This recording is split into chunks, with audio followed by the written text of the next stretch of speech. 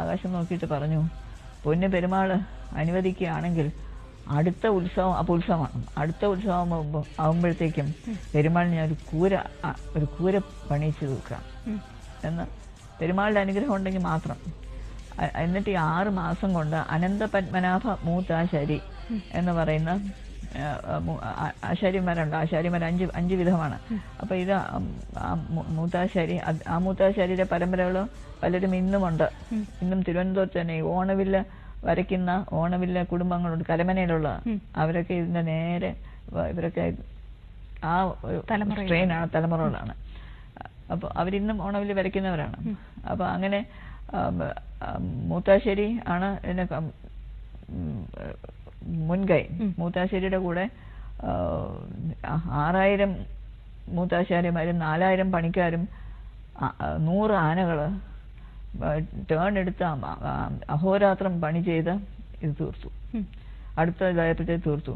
അപ്പോൾ മഹാരാജാവിന് ഇതിൽ കൂടുതലൊരു സന്തോഷമില്ല, വളരെ വളരെ സന്തോഷം. അപ്പോൾ എല്ലാം തീർത്തു കഴിഞ്ഞ് അമ്പലത്തിലേക്ക് വന്നപ്പോൾ ഈ തിരുമുറ്റങ്ങളുണ്ടല്ലോ, ഈ തിരുമുറ്റങ്ങൾ മുഴുവൻ പണി ചെയ്തല്ലേ, കരിങ്കല്ല പൊട്ടിയും പറഞ്ഞുമൊക്കെ ഒരുപാട് കിടക്കുന്നുണ്ട്. ചോദിച്ചു, ഇതൊക്കെ മാറ്റി തിരുമുറ്റം ശരിയാക്കണ്ടേ? തിരുമുറ്റം വെള്ള മണ്ണാണ് അവിടെ ഇട്ടിരിക്കുന്നത്, പഞ്ചാര വെള്ളയാണ്. അത് പാലാഴി എന്നുള്ള അർത്ഥത്തിലാണ് ഈ പഞ്ചാര വെള്ള മണ്ണ് ഇട്ടിരിക്കുന്നത്. വേറൊരു നിറത്തിലുള്ള മണ്ണ് ഇടാൻ പാടില്ല. ആ വെള്ള മണ്ണാണ് ഇട്ടിരിക്കുന്നത്. വെച്ചാൽ ഇന്ന് വരെ, നാളത്തെ അറിഞ്ഞുകൂടാ, ഇന്ന് വരെ, നാളത്തെ ചിലപ്പോൾ വ്യത്യാസമാവാൻ സാധ്യതയുണ്ട്. ഏതായാലും അപ്പോൾ അങ്ങനെ ഇവരിങ്ങനെ കിടക്കുമ്പോൾ അവർ പറഞ്ഞു, അതിൽ ഒരാഴ്ചക്കകം എല്ലാം വൃത്തിയാക്കിക്കൊള്ളാൻ തിരുമനസ്സേ. ശരി. അമ്പലത്തിൽ പോയി തൊഴുതിട്ട് വരുമ്പോൾ മുണ്ട്, പുളിയിലക്കര മുണ്ട് അഴിച്ചിട്ട് അവിടെ ഇട്ടിട്ട് തന്നെത്താനെ അവിടെ ഇരുന്ന് കുറേ കല്ലെടുത്ത് ആ മുണ്ടിലെടുത്ത് വെച്ച് കെട്ടി തലയിലെടുത്ത് വെച്ച് കളയാനായിട്ട് കൊണ്ടുപോകണം തിരുമനസ്. അങ്ങനെ ചെയ്യുമ്പോൾ ബാക്കിയുള്ളവർക്ക് നോക്കിക്കൊണ്ടിരിക്കാനും പോവും. സകലരും എടുത്തു.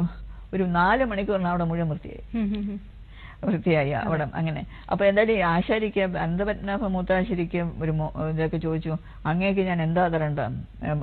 വീരശൃംഖല കൊടുത്തു, പട്ട് കൊടുത്തു, എന്നിട്ടൊന്നും തൃപ്തിയാവുന്നില്ല. അങ്ങേക്ക് ഞാൻ ഇനി എന്ത് തരണം? അപ്പോൾ എനിക്കൊരു സ്ഥാനം തരണം എന്ന് പറഞ്ഞു. ആ സ്ഥാനം എങ്ങനെയാണെന്ന് വെച്ചാൽ, എൻ്റെ ഇടത്തെ കണ്ണുകൊണ്ട് തേവരെയും വലത്തെ കണ്ണുകൊണ്ട് അരചനയും കാണാനായിട്ട് എനിക്കൊരു സ്ഥാനം തരാം. അപ്പൊ ശരിയെന്ന് പറഞ്ഞു. ഇപ്പോഴും ഉണ്ട് ആ സ്ഥാനത്തിൽ. ആ മൂത്താശ്ശേരി നിൽക്കുന്നുണ്ട്. ആ ശിവേലി പെരയിലെ കൊടിമരമൊക്കെ ഉണ്ടല്ലോ, ആ ഭാഗം അങ്ങോട്ട് കടന്ന് നാടകശാല മുഖപ്പിലേക്ക് പോകുന്ന വഴി 2 സ്ഥലം കൊച്ചു വഴിയുണ്ട്.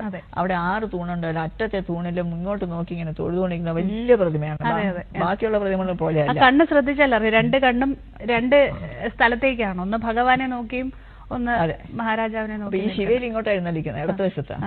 അപ്പൊ അവിടെ ഭഗവാൻ, ശിവേലി തൊഴാൻ നിൽക്കുന്ന മഹാരാജാവ് വലത്ത് വശത്താണ്. അങ്ങനെ നിന്ന് വലിയ പ്രതിമയാണ്. അതിന്റെ ചുറ്റിനും അദ്ദേഹത്തിന്റെ ഫാമിലി ഉണ്ട്, വൈഫുണ്ട്, മകനുണ്ട്. അതിനെ ഉപയോഗിച്ച് കോലുണ്ട്. ശരിക്കും ആ കോലിന്റെ അളവോടുകൂടി ആ കോല് കൊത്തി വെച്ചിട്ടുണ്ട് അവിടെ. അത് എന്താ പത്മനാഭ മൂത്താശ്ശേരി.